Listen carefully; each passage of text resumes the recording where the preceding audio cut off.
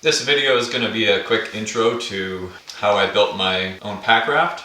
I've got a website up, DIYpackraft.com, where you can find more information. So here's the completed raft rolled up. I'll take it outside to show you what it looks like blown up. You can see that this raft is just a prototype. There are lots of extra seams and wrinkles and stuff that are there because I made a lot of modifications along the way. This raft is super light. It's only 813 grams, which is 1.79 pounds, but it's quite tough. I'll try to get some action video.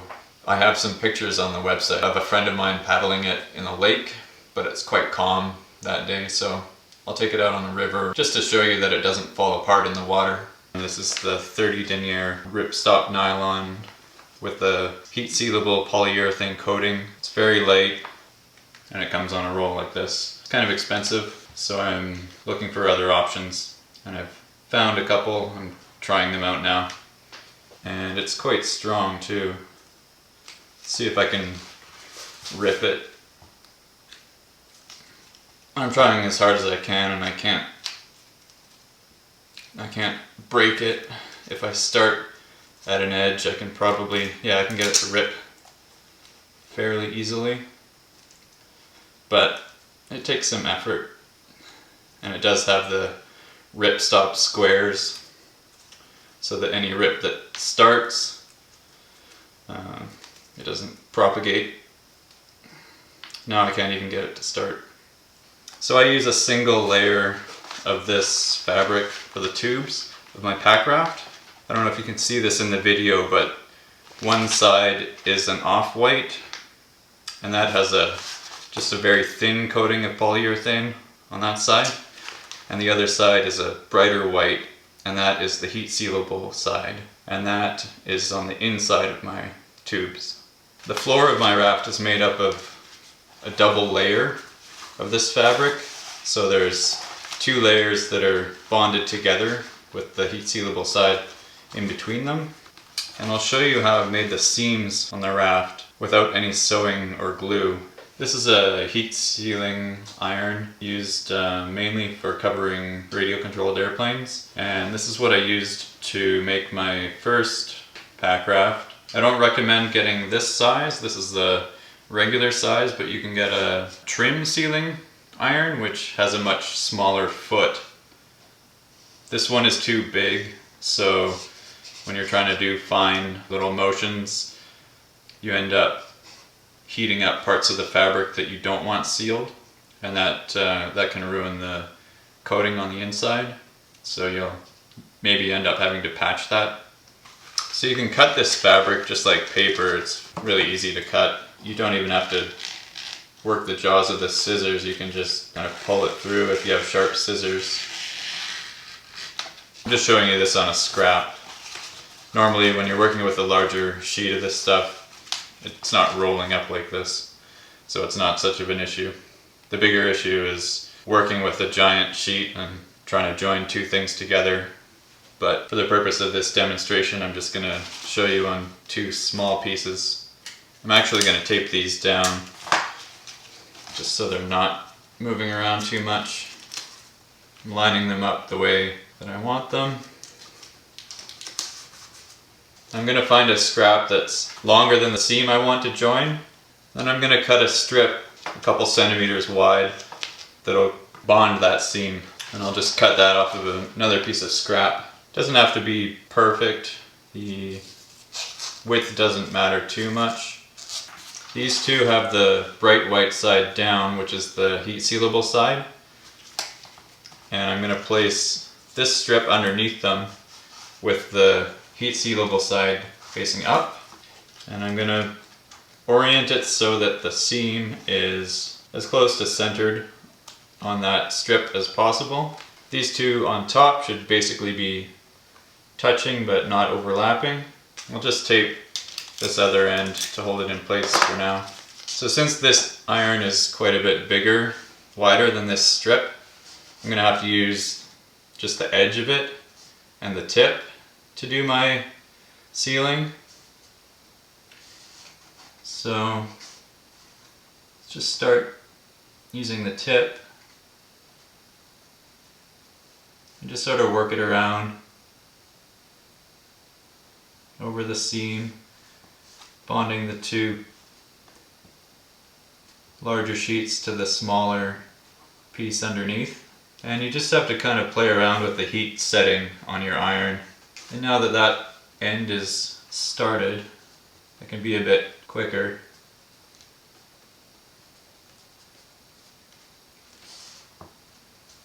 I'm starting at the seam itself, and then I'll work out from there. You can see it's starting to wrinkle a little bit. When this fabric the heat seal is activated, it shrinks a very small amount. That's why it's a little bit wrinkled. Now I'm going to use the edge here to work out from that seam towards the edge of the strip underneath.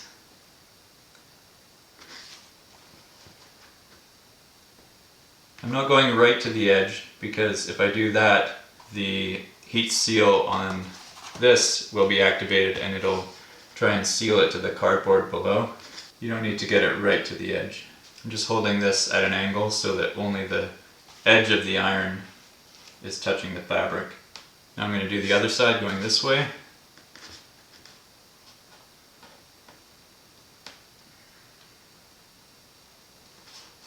Similarly, just going to the edge of that strip underneath and not all the way because I don't want to overshoot it. I'm pressing pretty hard as I do this because pressure as well as the heat from the iron helps to bond the two layers together. So I'm going right up to the edge here, but again not overshooting onto the fabric below. I'm just working it, pressing the sheets together so that they bond. You want to make sure you're not making bubbles or kinks that are gonna let air escape from your joint. There, now that's obviously just a scrap. You can see the edges aren't bonded. The edge of this strip isn't bonded all the way along. And that's okay. This is going to be inside your raft, so it doesn't really matter. Like nothing's going to catch on this and peel it back. It's quite hard to peel anyway. You can do it, but it tends to just rip the heat sealable coating. So if I peel this off, you can see that the fabric isn't ripping, just the polyurethane coating is ripping. But this bond is very strong. I can't rip it apart. And that's just a thin strip holding it together. But because it's the same fabric as the rest of the raft, it's just as strong as the rest of the tube. So there's no sewing or gluing, it's just all heat sealed. And I can pull as hard as I want, and I cannot get it to rip or come apart. When I was trying to decide which fabric to buy, one of the tests that I did was I took this compass and just tried poking holes to see how much pressure was needed to poke a hole through the fabric. This is a very sharp thing, so you're not going to encounter anything like this in a lake or river or the ocean, but it just gives a sense of how tough this fabric is. With a double layer, which is what my floor is, like on this seam, the floor of my Packraft, it's surprising how much pressure it takes to get the compass to penetrate. The single layer, it goes in without much effort, but it's pretty impressive for something so light. If we compare it to a piece of parchment paper, I mean, this is nothing like it. Heavier fabrics are obviously going to be stronger, but I was going for basically the lightest raft possible. while still being a full-size Packraft. This is what I'll be making my next raft out of. It's much nicer color, I think, but it's a similar weight. This is a 20 denier heat sealable ripstop nylon. You can see it's quite shiny on one side and duller on the other side. Looks kind of like a tent fabric on this side. This is the heat sealable polyurethane side. So thanks for watching. I hope this gave you some idea of what it takes to make your own Packraft. And if you'd like to check out more, visit my site at DIYpackraft.com. There's information about the fabrics and these valves, and I'll be adding lots of other information and links. If you'd like to subscribe, I'm going to do a whole video series chronicling building my next Packraft from start to finish, and I should have the first video up pretty soon. I'm also going to be offering plans for Packrafts. If you'd like to build your own, you can visit my site, and I'll have those up before too long.